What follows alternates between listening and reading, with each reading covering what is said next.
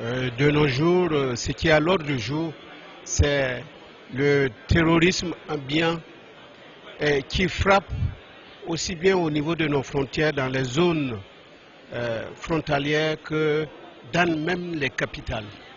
Ce qui s'est passé ici à Bamako et à Ouagadougou illustre très bien mon propos. Ce qui fait dire que les terroristes n'ont pas de frontières. Voilà.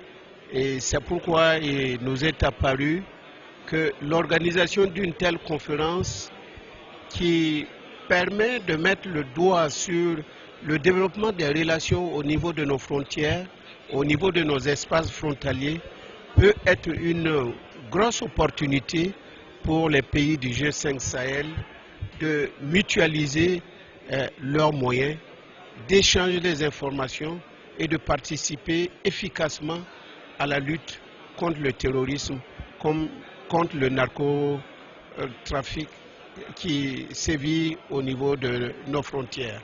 C'est aussi une façon de pouvoir associer les populations de ces zones frontalières à l'action de sécurisation de nos différents pays.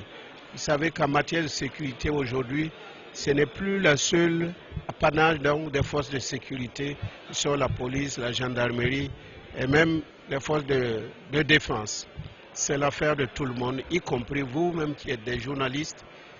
C'est aussi votre affaire et c'est surtout l'affaire des populations qui vivent ces frontières où sévit, où les terroristes vivent.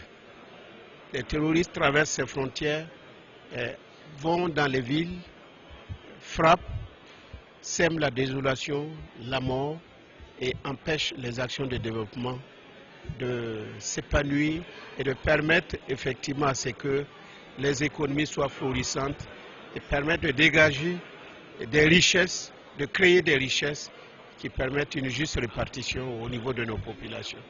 Donc, je crois que cette rencontre va nous permettre effectivement de voir comment nous pouvons collaborer ensemble au niveau de nos frontières, faire en sorte que les frontières ne soient pas des dangers pour nous, mais la chance pour nos populations de mieux accompagner les États centraux dans leur effort de lutte contre ce fléau qui menace l'humanité.